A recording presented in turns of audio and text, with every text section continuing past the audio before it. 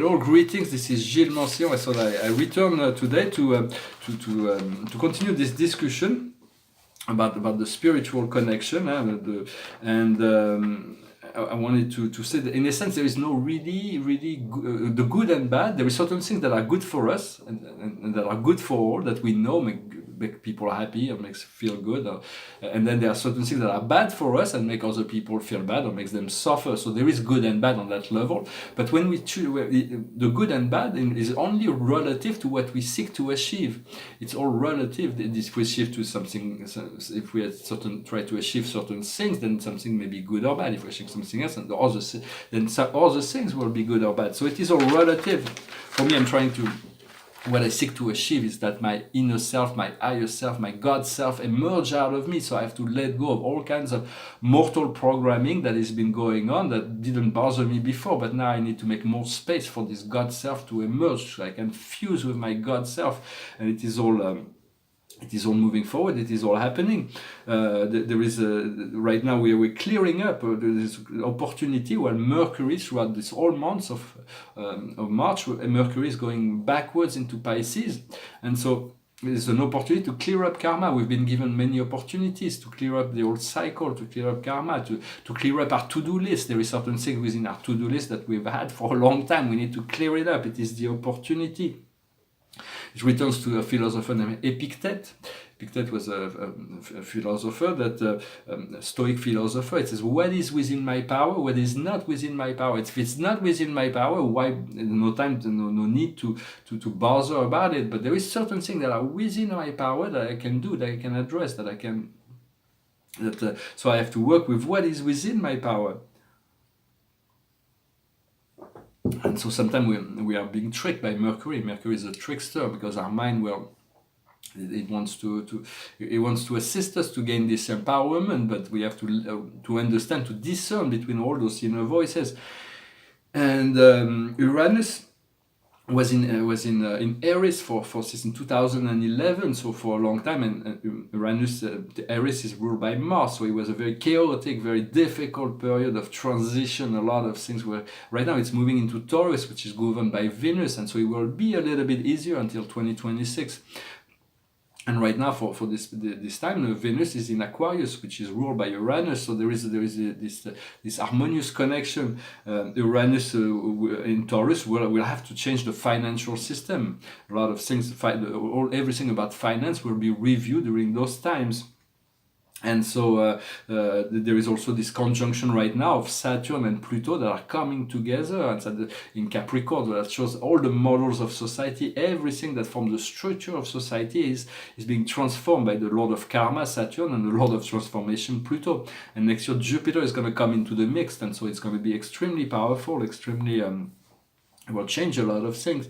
This global warming will not stop until humanity will choose to put money into the restoration of the planet, taking care of the planet. As long as they continue to say, well, we're gonna put more tax on things, but we're gonna continue to destroy and pollute no matter what. For there's a great deal of awakening. I'm not saying individual. There's many that are awakened and aware and trying to make everybody aware. But the planet will begin to make it easier for humanity once they become more responsible in relationship to the environmental destruction and so on. And so and this pollution, that there is a lack of consideration. Also, it's not from everyone, but there is enough little groups of people that are creating enough pollution, enough damages on the planet that it affects everybody, and they're responsible. So their karma, we want to send them blue fire. We're going to wake up the tribe of blue fire. We are the tribe of blue fire, this divine will, this divine power. We want to awaken this power within us. And so we can be able to use and direct the change, in a more accelerate the change using the violet fire. The violet fire will be the flame of transformation that will be used throughout this until 3000, and for the whole millennium is going to be the transmutation what happens throughout the whole millennium.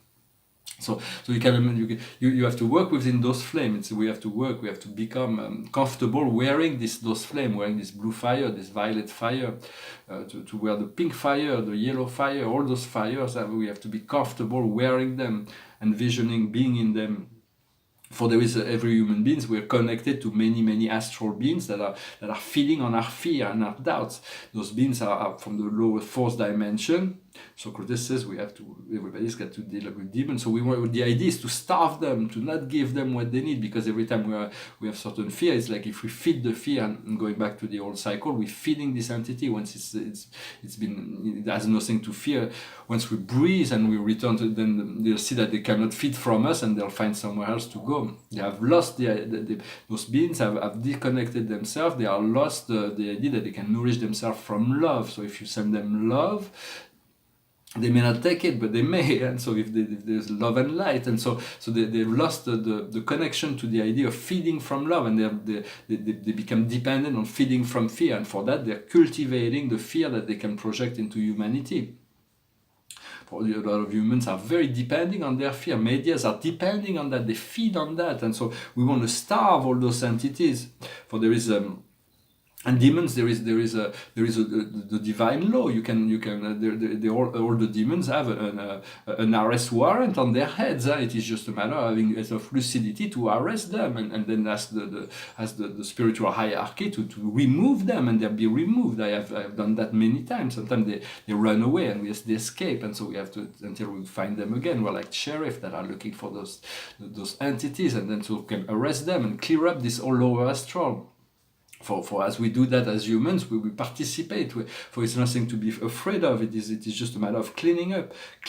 And when we clear something that creates a void within our consciousness, it is good to ask Spirit to fill it up right away with light and love, with something else, so we don't have the time to wander. Because sometimes if we don't ask, we have to spend time in limbo, in like the transition, in time what's going on. It's like this void.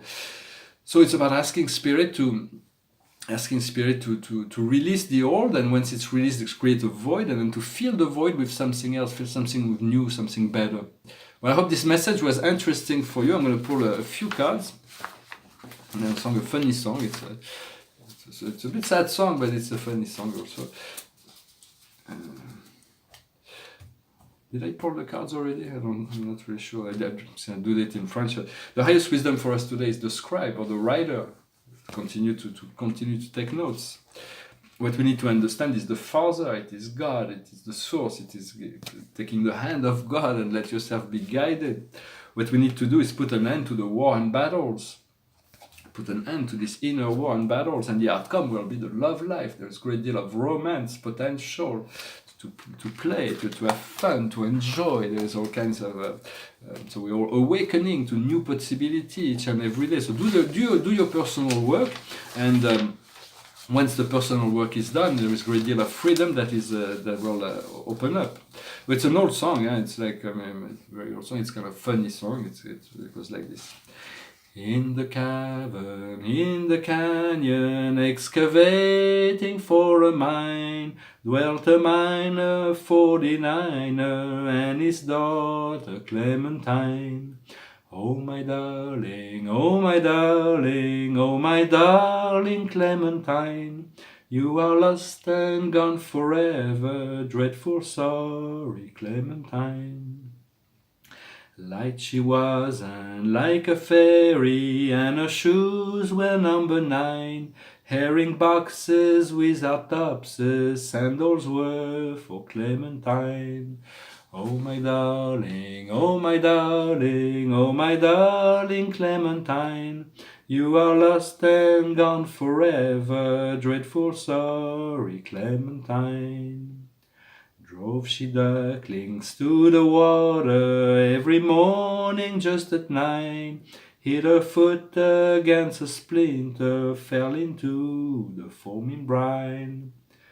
Oh my darling, oh my darling, oh my darling Clementine, you are lost and gone forever, dreadful sorry Clementine. Rubbing lips against the water, blowing bubbles soft and fine, but alas, I was no swimmer, so I lost my Clementine. Oh my darling, oh my darling, oh my darling Clementine, you are lost and gone forever, dreadful sorry Clementine. How I missed her, how I missed her, how I missed my Clementine. But I kissed her little sister and forgot my Clementine. Oh my darling, oh my darling, oh my darling Clementine. You are lost and gone forever. Dreadful sorry, Clementine. Thank you very much for sticking till the end. Today are like kind of sad songs, but they're kind of fun anyway. So let us be in joy, let us be in receptivity, in gratitude for what is to come, and I wish you a wonderful day, and I'll talk to you later. Salat.